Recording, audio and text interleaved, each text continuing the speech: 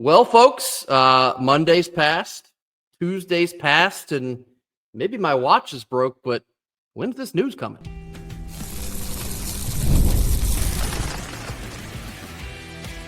You are Locked On Wolfpack, your daily podcast on the NC State Wolfpack, part of the Locked On Podcast Network, your team every day. What's up, Wolfpack Nation? It's time to get locked in with Locked On. Thanks for making Locked On Wolfpack your first listen each and every day. We are free and available wherever you get your podcasts and on YouTube. Part of the Locked On Podcast Network, your team every day. Our Wednesday sponsor is FanDuel. Right now, new customers can get $250 back in bonus bets when your first $5 bet wins. Head on over to FanDuel.com today in order to get started. Happy Wednesday to all. As always, I'm Grayson Boone, joined by former Wolfpack defensive tackle Kenton Gibbs. Kenton, we've been talking extensively about this transfer portal news on the college basketball front. We know that Will Wade and the staff have been working extensively, tirelessly, trying to get these high-level prospects to campus, and they've succeeded on a couple of these fronts. But today's Wednesday, and we certainly expected, I think, more news at this time. Maybe it happens today, but I've seen people get restless, and to that front, I get it. But I will tell you this, your patience, all of our patience is, plural patience, it will be rewarded. We know about Mackenzie Mbako, who visited NC State over this last weekend, then went to Ole Miss to close out the weekend. I also heard that he just recently went to Texas A&M as well. I believe that was either on Monday or on Tuesday. But something fascinating about that is I saw a ton of Texas A&M insiders all pretty much unanimously say, well, he looks like he's going to NC State, and he sounds like he's going to NC State, but it was nice that he came and paid us a visit. So, like I've been saying all along, it does appear that the NC State Wolfpack are in the lead for Mackenzie Mbako. I think it's just a waiting game at this point, Kenton. Yeah, for sure. And here's the thing. These things go really slow, and then all of a sudden super fast. It's right. Nothing. It's quiet. It's what's happening. It's, am I supposed to get nervous? And then things are done. This is the ball game when you're recruiting high-level guys. We have not seen this in quite some time because this is not the space that we were operating in the past. It's okay. Everybody relax. Everybody take it easy. Everybody take a breath. We'll be fine. We'll wait to get his guys. But this is one of those things that, again, ahead of schedule. I just want to keep reminding people of that. This is ahead of schedule. And I know what you're thinking. Well, no, if Will Wade said year one he wants to be top 4 seed making the tournament, we have to get these kind of guys. I partially agree. You don't need to land every single one of these players to be that. Yeah. I don't believe that. I'm sorry. I just don't. And again, there are certain guys that we know haven't taken any other visits anywhere else. They're just, haggling over nickels and dimes right now, which obviously is not great to say, but let's just be honest. Pro sports is here, okay? And it is what it is. So, and thank God that we don't have guys who have as poor of guidance in their camp as what we've seen from Nico and company. But in all seriousness, that's a thing that's happening right now. So relax, breathe, take your time. Grayson and I we keep our ear to the streets on these things, despite the fact that we are guys that have full-time jobs outside of this. We keep our ears very close to the streets on these things. Will Wade is going to start again very soon. Now there are going to be some names popping in.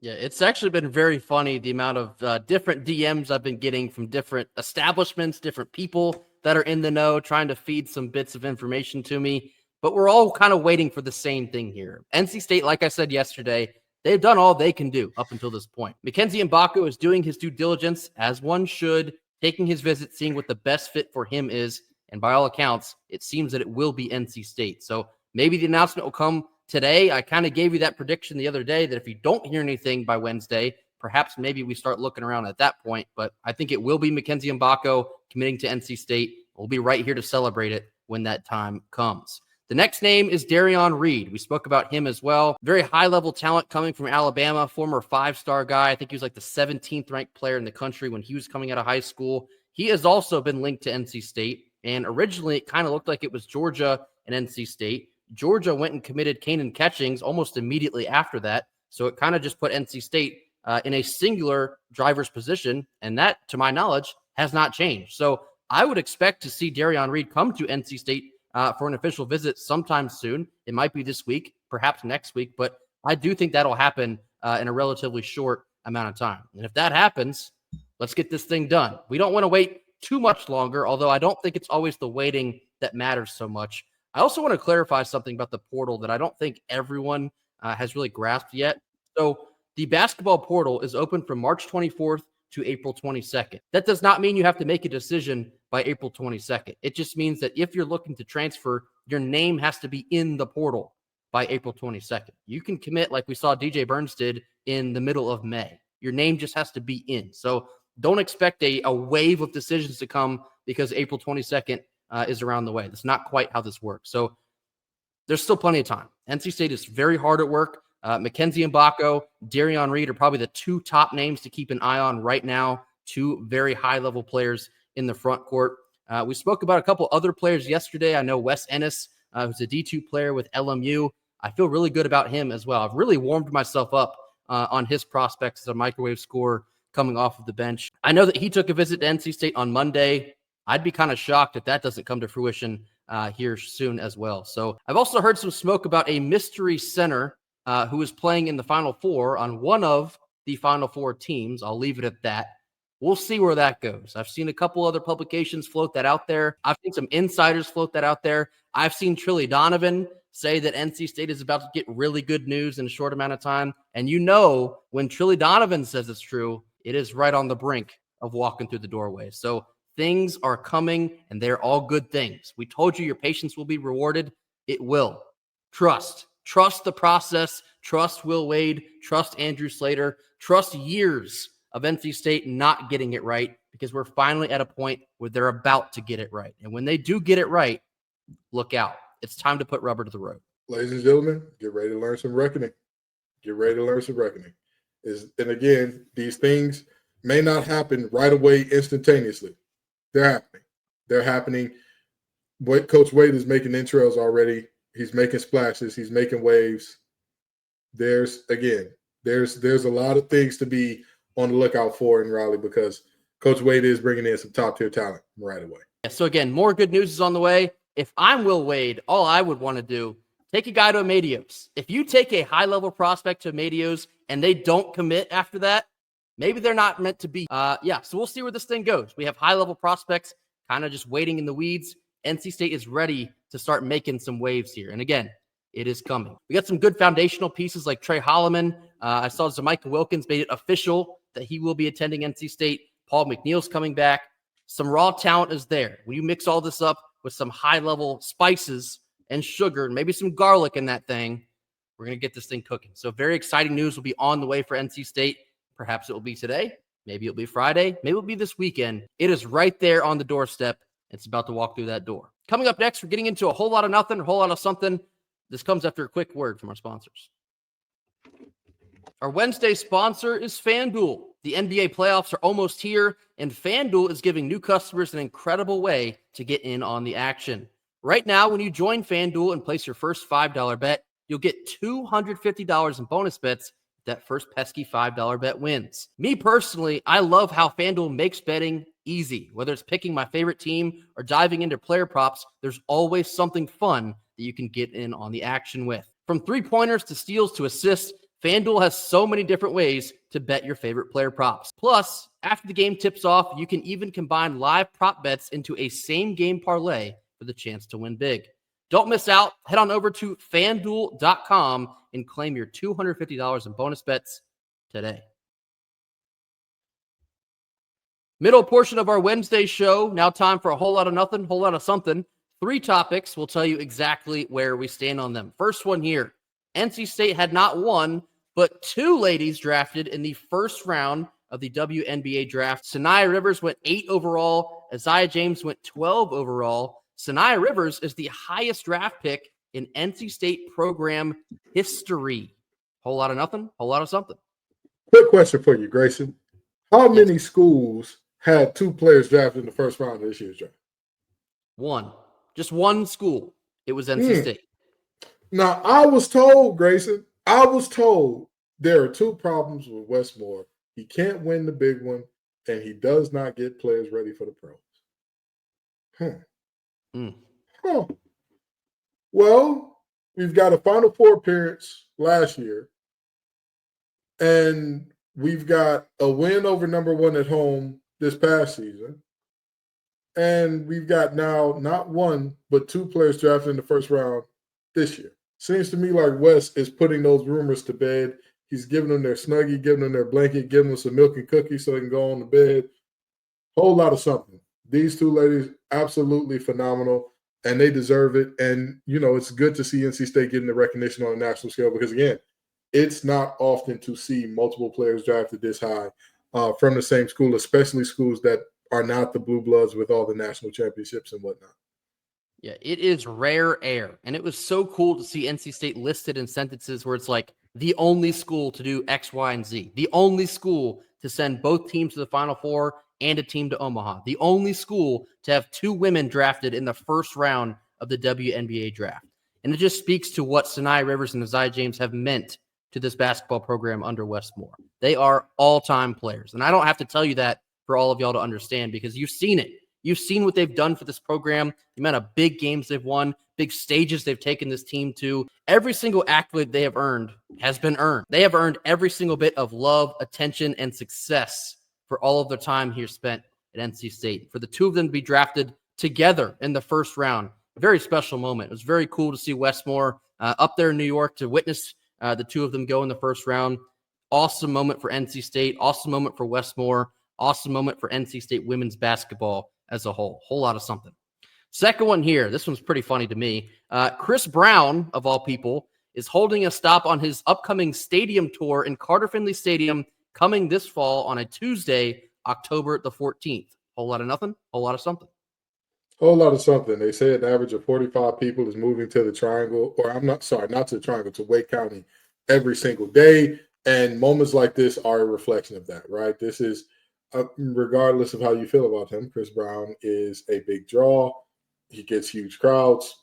More power to him for coming here. And the revenue side of this, right? I mean, who gets paid when Carter Finley sells out?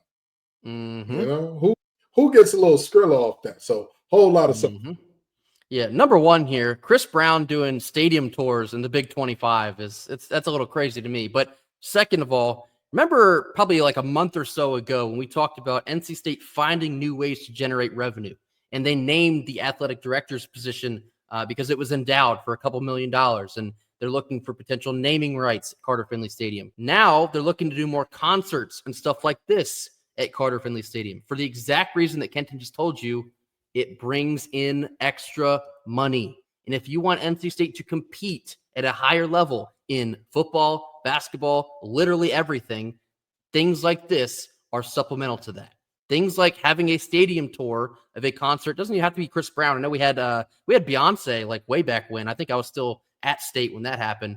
Things like that bring in so much extra money. And it's a genius idea from NC State to get involved in this way. So it's a whole lot of something. We'll talk more about extra money here in just a couple minutes, but this is a great idea for NC State to keep getting involved in little ways like this one. Last one here. I just wanted to talk about this. Nico Iamaleava, currently putting on a clinic of getting bad advice at the deadline. Is this going to affect college football, Kenton, on a larger scale? Whole lot of nothing, whole lot of something. I hate to say it. I'd hate to say it. This is going to be a whole lot of nothing. This won't affect college football at large because the reality is this is something where Nico has hurt himself in such a way that colleges will just point to that and say, hey, that's what's waiting on you if you are Icarus and you fly too close to the sun. I don't think that you need legislation to say. The thing is, in terms of college football and NIL, $2 million a year made you a 1%. That's really above a 1%. Because if you think about it, there are 85 guys on scholarship per school in terms of FBS, right? 130 teams. It really is more than that. I know it's more than 130, but there are 130 plus schools, right? you do some quick math on that, 130 times 85, you're somewhere around the 10,000 player ballpark. Am I correct there, Grayson? Sorry, I'm doing math in real time. It is 11,050. 11,050 players. And who was making more than him? Carson Beck, Bryce Underwood at Michigan. Was Carson Beck making more, really? Carson Beck just got paid more. He got paid $4 million a year by Miami. Follow-up question, why? Okay, never mind. Sorry. You know, Grayson, watch the squad this week if you want to see me fully get into that conversation. But in all seriousness, this is a moment where he was a 1%er who is now going to be well below that range. Well below that range. And really, now that I think about it, he was a 1% of 1%er. Because, I mean, 2 million. Again, there a handful of guys out of 11,000 are making more than you. And you still decided, I've got to, leverage this for more and all that type of stuff. I don't think that the NCAA will make a change here because, again, this is a tale as old as time. When you give people the ability to make money and bargain for themselves, this will always happen. There will always be people who are like, hey, I'm worth more than what you're paying me. Pay me more. So, whole lot of nothing.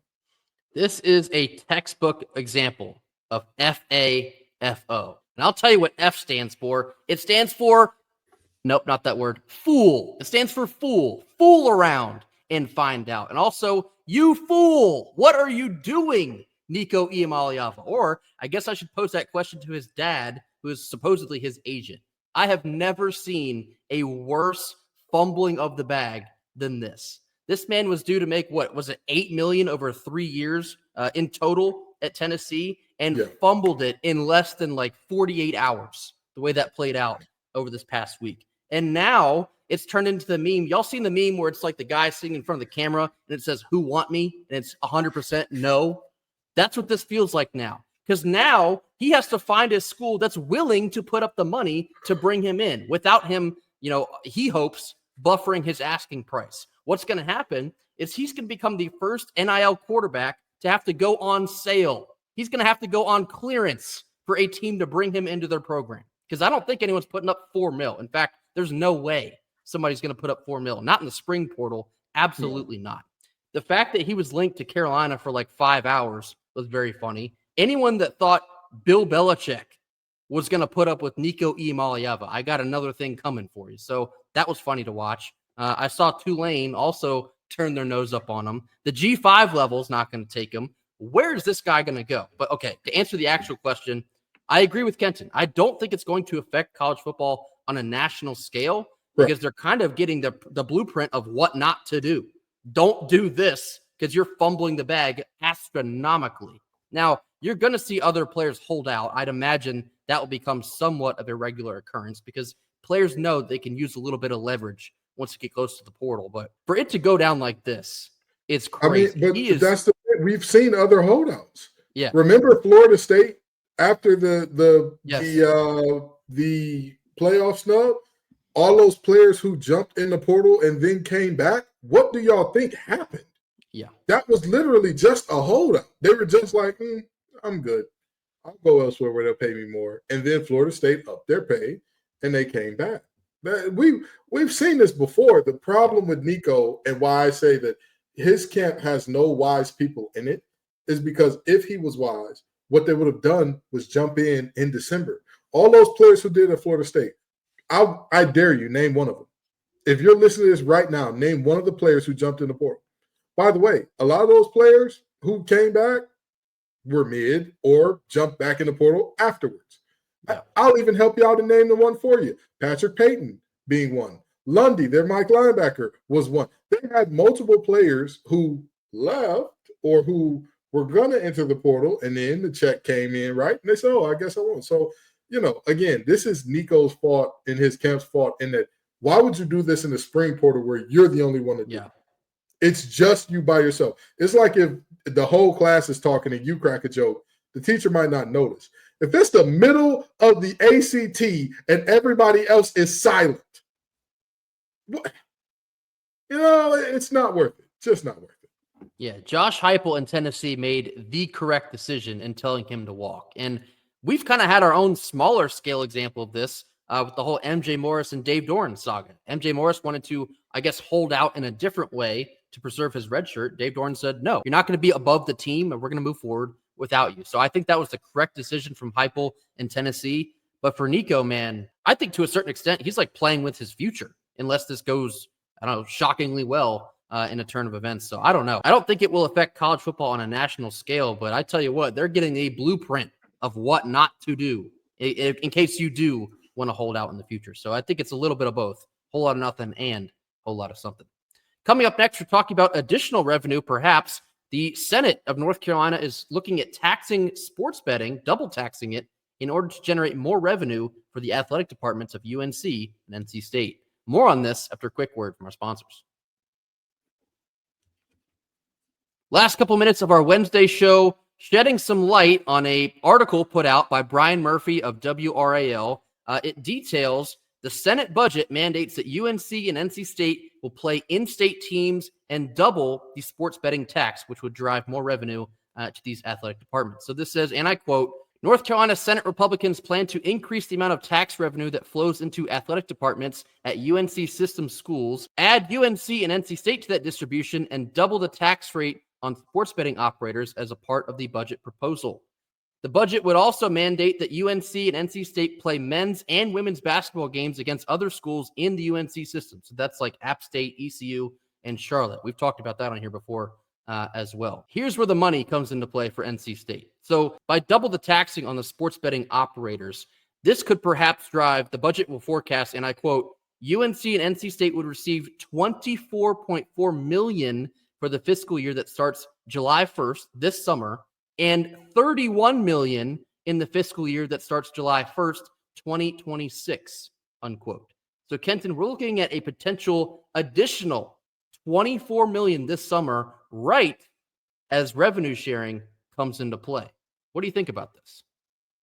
Listen, I don't care how much I don't like those bozos.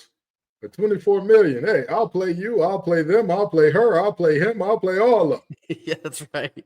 All y'all can get it. That's right.